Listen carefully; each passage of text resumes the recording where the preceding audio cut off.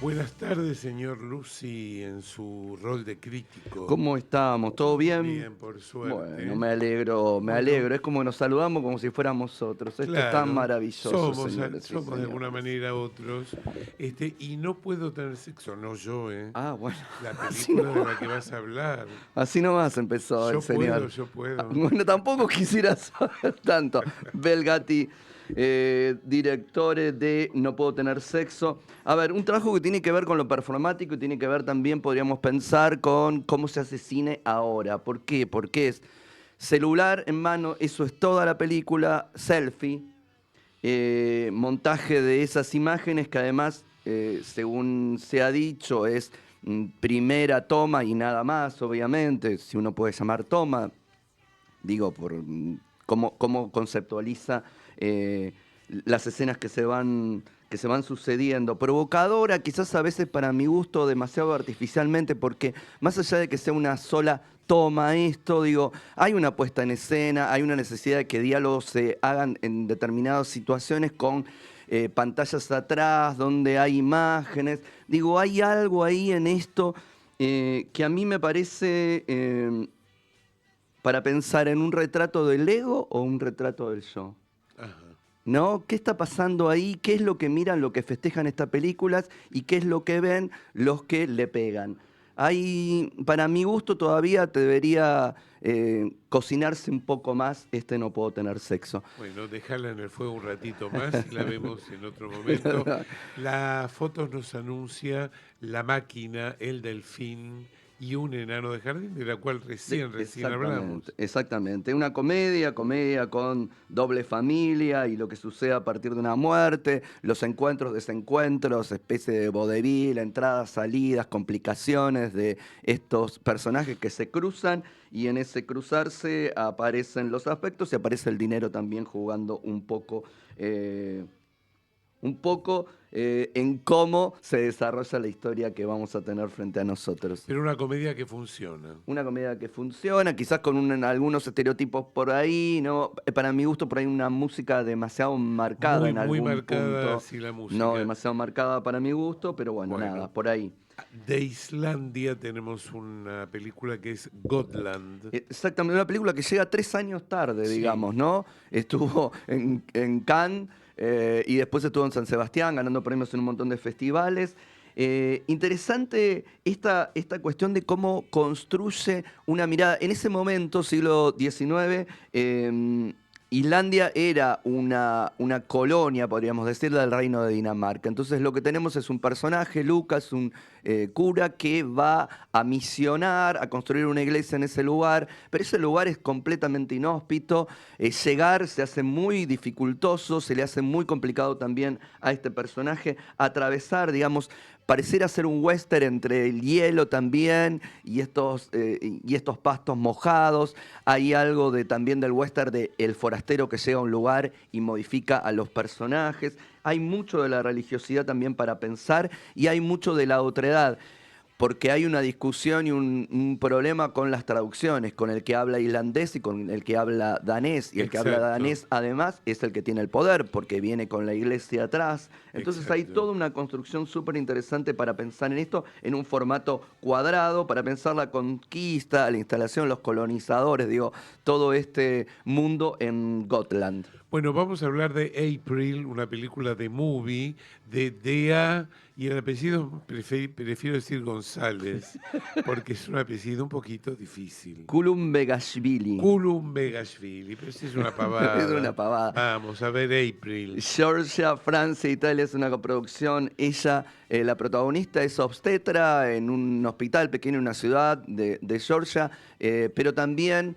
ayuda a practicar abortos en los pueblos y en las aldeas aledañas del lugar, lo que de alguna manera también la pone en una situación complicada para su trabajo. Cuando sucede algo en un parto y empieza una investigación, esa investigación empieza a hacer aflorar en los demás la cuestión de los prejuicios, los preconceptos y esta ayuda humanitaria que da ella como médica. Lo que hay también es algo en esa construcción de este personaje muy, muy poco transparente. Uno pareciera ver en ella algún castigo que viene arrastrando, pero además de ese drama aparece el fantástico. Hay un personaje, una criatura que va apareciendo en la película y uno no sabe qué hay ahí, esta necesidad de encontrarle un sentido. Es la autoconciencia de ella, es lo que los demás le están haciendo entender y autopercibirse como tal. Es el doppelganger de la protagonista. ¿Qué hay en todo eso?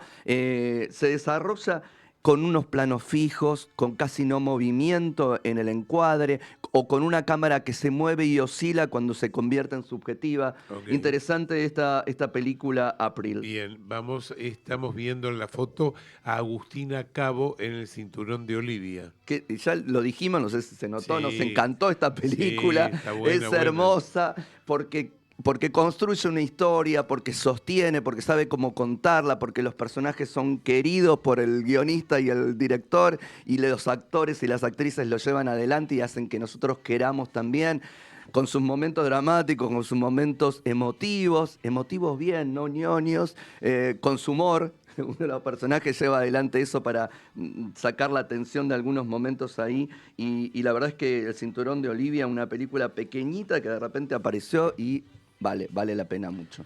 Bueno, Bueno, vamos a hablar de El peliculón. Príncipe de Nanagua, la película de Clarisa Navas, que está en el Malva. Sí, a ver, voy a decir algo chiquitito así dejamos para después, total, como va a estar Dale. todos los meses decimos. Sí, ¿Qué puedo decir? Peliculón. Lo que hace Clarisa Navas en estas 3 horas y media de seguir a este personaje que es hermoso, Ángel, es divino, lo vemos atravesando un montón de situaciones desde pequeñito de los 9 hasta los 17, 18, en un seguimiento de la cámara que la verdad traspasa la pantalla, nos hace entender un montón de cosas, pensar en un montón de cosas. No voy a decir nada más, pero vayan, ok. An- vayan corriendo a ver El Príncipe de Nanagua. Antes de continuar, señor operador, música de suspenso, por favor.